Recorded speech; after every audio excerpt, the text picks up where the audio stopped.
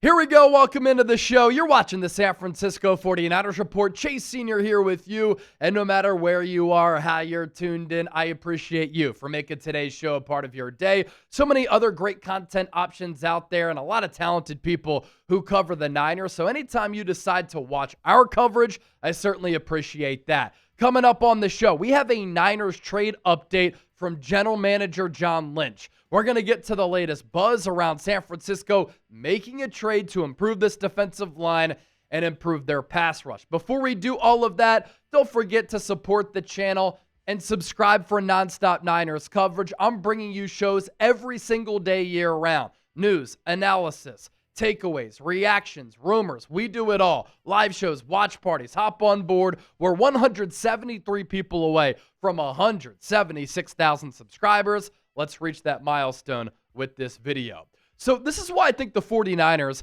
need to make a trade going into the NFL trade deadline. And the deadline after Week 9 going into Week 10. Here we are as I record this show on Wednesday, October 8th, about to embark on Week 6. So there's still some time for San Francisco to make a move here. And how about this start that the Niners are off to?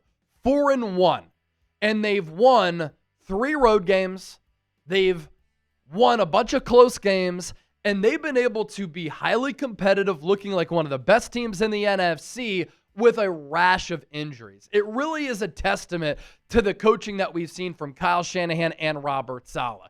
And so when you accomplish all of this so far this year in the manner that the Niners have done it, with all of these marquee players who have been out and reinforcements on the way, San Francisco has shown the men upstairs, Jed York, John Lynch, this front office, that they can compete. I also think this NFC is wide open. There are a lot of really good teams inside the conference, but do we know going into Week 6 who the best team in the NFC is?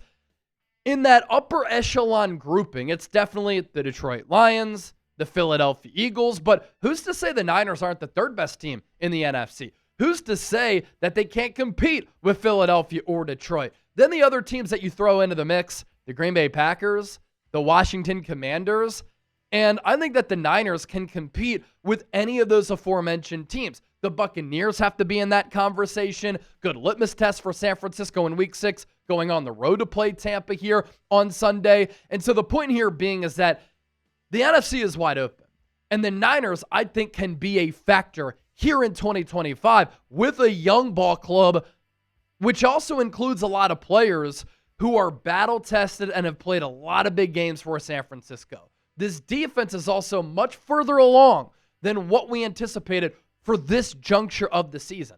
I always said at the end of the year, the defense is going to be a lot better than they are earlier in the season. But statistically, this defense has been one of the top units in the National Football League, and the offense has been okay. We've certainly seen some moments from the offense. They need to get better running the football. The offensive line needs to play better, although that's a personnel issue. They need to do a better job of converting and capitalizing in the red zone with drives that result in touchdowns, not field goals. But the good news is reinforcements are coming.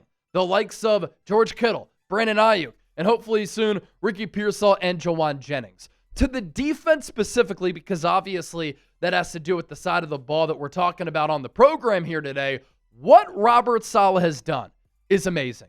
You lose Nick Bosa, and obviously it's impacted the pass rush. But you have a bunch of young players who are playing well. It looks as though San Francisco has crushed this 2025 draft, but you've also got a lot of new faces on defense, yet this defense has been phenomenal to start the year, and at times it's really bailed out this Niners offense. You look at how the Niners stack up on both sides of the pill.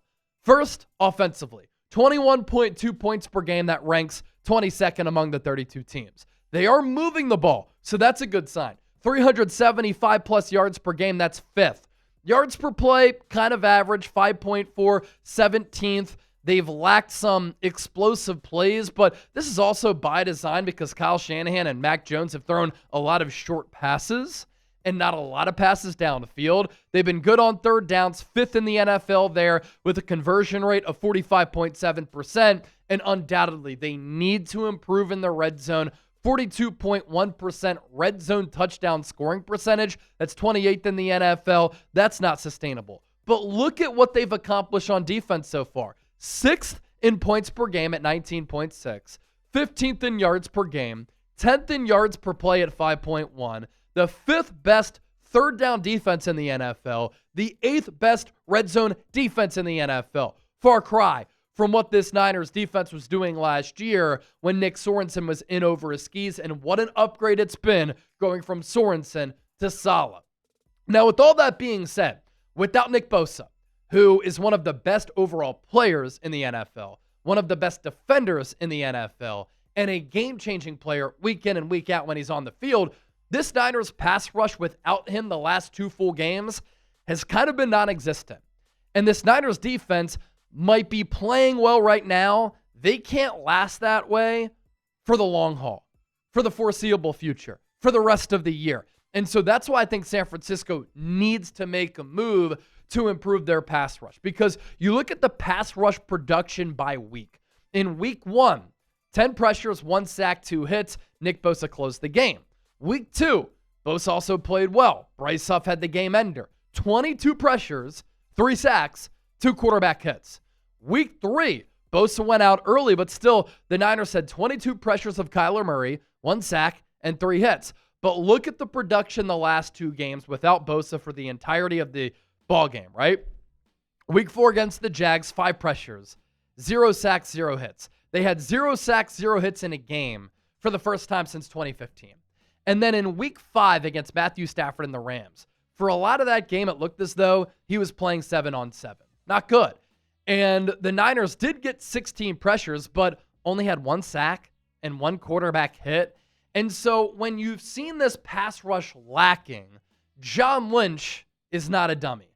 John Lynch knows that the Niners need to make a move or moves in order to increase the pass rush production. Because right now, you're hanging on by a thread. And you're playing with fire. You're playing a scary game of football. And it's also not fair to ask your back end to have to hold up like that. Because over the long term, it can't, right? So how can you, if you're John Lynch, watch that Niners win against the Rams? How spirited they were. How much heart they played with. The guts that they showed. How they put their balls on the table. How they were shorthanded when they beat a legitimate team and not believe in this ball club. And I think John Lynch now does believe in this ball club. And here's what he had to say about San Francisco making a trade. As a fan, you always want your team to be all in. And so Niner fans have to be very excited with what Lynch said here. You've got to earn the right. It's probably talked about more in baseball. Do you earn the right to motivate people to go acquire people? So that means we've got to keep playing good football so that this guy who we trade for could be the guy who makes a difference. That's well said by John Lynch. And if the Niners continue to win, if they continue to play well, if they continue to show that they can be competitive and perhaps win the NFC West and be contenders in the NFC, I think it signals that the Niners will make a big-time trade because, again, they have to here. And you look at the Niners' upcoming schedule. It's going to be a difficult game going up against a Buccaneers team that I think is one of the best teams in the NFL. You're also on the road. And we'll see if Mac Jones plays. Hopefully he does. We'll see if Ricky Pearsall, Jauan Jennings play. But look, they beat the Rams with a bunch of backups. What a job that the Niners did last Thursday, right? So you go on the road week 6 against the Bucs. You win that game. My gosh, you're 5-1. You're sitting pretty. But then you have a winnable game at home against the Falcons on Sunday Night Football. You have a winnable game on the road against a Texans team that has been pretty mediocre to bad this year. You go on the road to play the Giants, got to win that game. And then you play the Rams again. You showed with a bunch of backups you can compete with Los Angeles. After that, you're on the road against the Cardinals. They're reeling right now, 3 straight L's, all of those losses coming on game-winning field goals that happened as the clock expired. Jonathan Gannon just got fined $100K for making contact with DeMarcado because he fumbled out of the end zone. Week 12, you play the Panthers on Monday Night Football. Should be able to win that game. Week 13, on the road against the Browns. Jim Schwartz has always had Kyle Shanahan's number, but you should win that game. No excuses. You have your bye week in week 14. that gives this trade acquisition time to get acclimated with this defense. Week 15, you have the Titans at home. Should win it. Week 16 on the road against the Colts. That game more difficult now on Monday Night Football than we thought going into the year. But I think San Francisco is better. You host the Chicago Bears on Sunday Night Football in Week 17, another game that you can win. And you already beat Seattle. That's going to be the regular season finale. And the NFC West could come down to that game. And you're going to want a star pass rusher on the field against that Seahawks team, which is why it's so important to make a move. Now, Eric Williams, NFL insider for Fox Sports, also reported this. League sources I spoke with pointed to the Jags, the Niners, the Rams, Bills, Seahawks, Patriots, and Eagles as possible teams who will be active at November's trade deadline. Teams like the Eagles, Rams, Niners, and Seahawks have shown a willingness to be aggressive in previous years at the deadline, and those teams are also in the top half of the league in terms of salary cap space. This has been a misnomer for a lot of fans out there. They keep saying, Chase, we can't make a trade. We don't have any cap space. The Niners are top 5 in cap space right now, so they can make a move.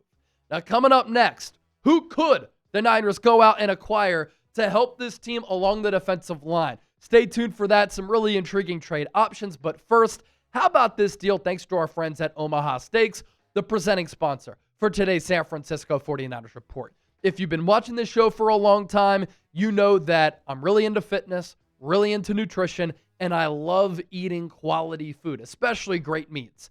And that's what Omaha Steaks is able to give me and give you. They also have a phenomenal deal. Save big on Omaha Steaks. Visit omahasteaks.com. Use the code 49ers for 50% off site-wide and an extra 20% off select favorites during their early Black Friday sale.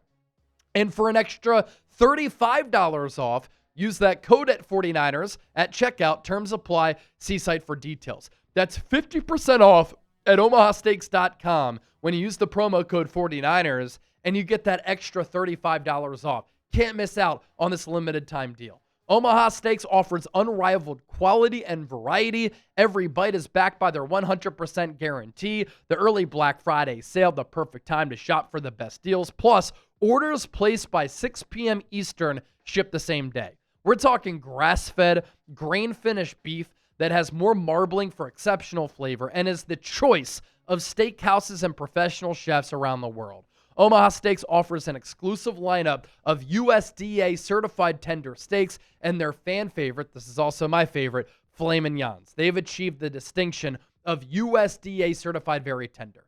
So one more time, go to omahasteaks.com to get 50% off site-wide, plus an extra 20% off select favorites and more limited time deals during their early Black Friday sale. Use the promo code 49ers at checkout for an extra $35 off. Minimum purchase may apply. See site for details. A big thanks to our advertiser, Omaha Steaks. As far as some trade targets for San Francisco, obviously this list is pretty fluid because it all comes down to which teams are going to falter, which teams are going to continue to lose games, which teams could reverse fortune, reverse tide, and end up winning games, which teams will be buyers and sellers going into the deadline. Obviously, I've talked a lot about Trey Hendrickson here on the show. He is a trade target that makes a lot of sense for San Francisco because the Bengals are bad. They just traded for Joe Flacco. I don't think they're going to survive without Joe Burrow until December. And he wanted a long-term deal. He didn't get it. And so I think that makes him expendable because clearly the Bengals don't think he's a part of their long-term plans. There was no player in 2023 and 2024 across the entire league who had more sacks than Hendrickson. 17.5 the last 2 years going into 2025. The quarterback hit numbers the last 4 years, also phenomenal. 36, 25, 24, 27. He can win with the bull rush. He can win with power. He plays the game with the relentless nonstop motor. And I think that he could eat in this 49ers defense, in this wide nine under Robert Saleh and Chris Kocurek. And if you sign him to a contract extension and Nick Bosa comes back, either he, Bosa, or Myles Williams can all play together because they can play defensive end and they can play defensive tackle. He had a really good game against the Lions on Sunday, and he was able to increase his numbers across the board. Overall PFF grade this year of 86.5. That ranks 11th among 169 qualifying edge rushers. His pass rush grade, 90.3. One of the best technical sound pass rushers in football. 9th is where that ranks among all players at the position. His run defense grade, not bad. 62.6. That ranks 70th. He has 21 pressures and 4 sacks so far this year. Of note, PFF doesn't count half sacks. And so the Bengals have a last-ditch effort to try to remain competitive. And what I mean by that is that they have benched Jake Browning, who was awful the last 3 starts, and they acquired Joe Flacco, who is going to start after being acquired on Tuesday against the Green Bay Packers on Sunday. And if Joe Flacco ends up winning games, maybe they don't become sellers at the deadline. If they continue to lose games, that increases the likelihood, in my opinion, that Hendrickson gets dealt. As for Jeffery Simmons, this is one of the top interior defensive linemen in the game who can also play a little bit of defensive end. He did a little bit of that this past Sunday against Arizona. And for a long time, he's been one of the best defensive tackles in football behind the likes of Chris Jones. He's been an All-Pro. He's been a multi-time Pro Bowler. He's not quite the player who he once was, and he is a little bit highly paid, but he is under contract if you want to continue to have him in the mix with this ball club, and he's highly disruptive. And with a player like this, who hasn't been able to play a lot of meaningful football, I think a change of scenery, being in a playoff hunt, can really bring the best out of a player like Jeffery Simmons. And this year, he is playing really, really well for one of the worst teams in the NFL, arguably the worst. Overall PFF grade of 82.5, that ranks 9th among 186 defensive tackles. He has a pass rush grade of 90.8, that's second at the position. Run defense grade just okay. He is more of a pass rushing defensive tackle, but you also drafted players in Alfred Collins and CJ West who are better run stoppers. Jordan Elliott is a better run stopping defensive tackle than he is a pass rusher. And you just need to increase your pass rush as a collective unit. Simmons also has 24 pressures. That's number 1 at the position. He has 15 hurries. That's also number 1. And he has the most sacks among defensive tackles with 4.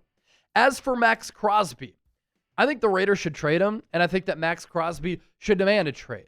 This Raiders team is an absolute joke, and they are nowhere close to winning. And for Crosby, he's wasting his football career away with Las Vegas. He's not able to play meaningful football. I want to see this guy play for a playoff level team, considering the hustle that we see, the grit, the take your lunch pail to work type of mentality that Crosby plays with. And I think that he could really, really thrive in this scheme. With this wide 9 where he can pin his ears back and get after the quarterback, Maxx Crosby would be a dream trade target for San Francisco. And he's everything that the Niners value in a player. Loves the game of football, plays the game the right way. He's a stud and he's a dog. And this would be losing an elite player in Bosa and replacing him with an elite player in Crosby. And I saw some people down in the comment section and on my Instagram, give me a follow at Chase_senior, saying that Crosby is overrated. What game are you watching? And also keep in mind that on that Raiders defense, it's not like he's getting a lot of help. Overall PFF grade this year of 84.6, run defense grade of 78.6. He can set the edge, and he's really good against the run. He's an excellent pass rusher, 76.8 grade there.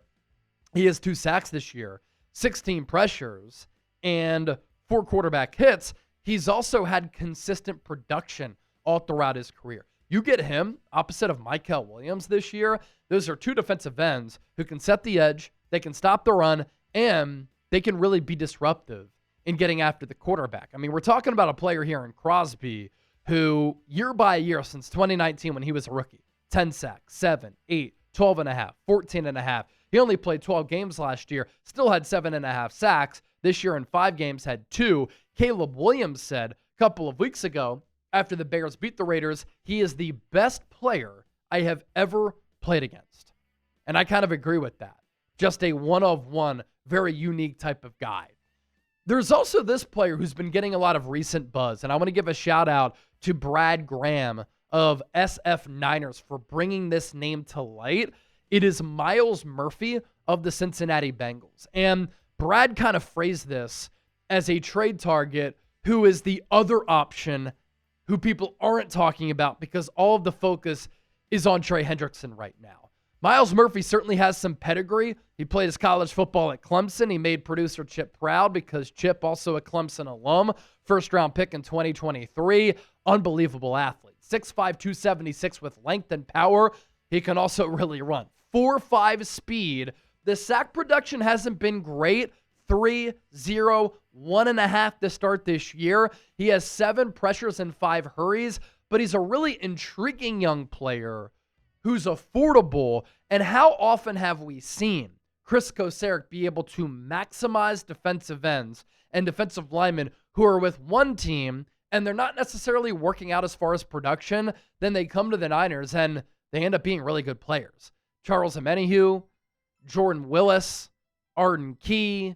I mean, Kris Kocurek's done a great job of developing defensive ends. Even Cleveland Ferrell had a good year for San Francisco. Look at what Kocurek's been able to do with the player like Nick Bosa early on with Myles Williams. If he gets his hands on Myles Murphy, that's a very interesting developmental piece. Other Niners trade targets here, going to continue to throw Kayvon Thibodeaux into the mix. He's definitely up there for one of my favorite trade targets for the Niners, a young player who's under contract for 2026 as well. He's been really good this year. Carl Granderson of the Saints, because him, Cam Jordan, they play on a team that only has 1 win, and the Saints are getting calls because they're looked at as a team that could be sellers going into the deadline because they're rebuilding. I would love Brian Burns. And then Bradley Chubb of the Dolphins. He tore his ACL last year, but does have 4 sacks so far this season. Don't forget to lock us in. Hit that subscribe button anytime there's a juicy storyline, anytime there's breaking news, anytime you want elite analysis, takeaways, and reactions. I got you covered right here on the San Francisco 49ers Report.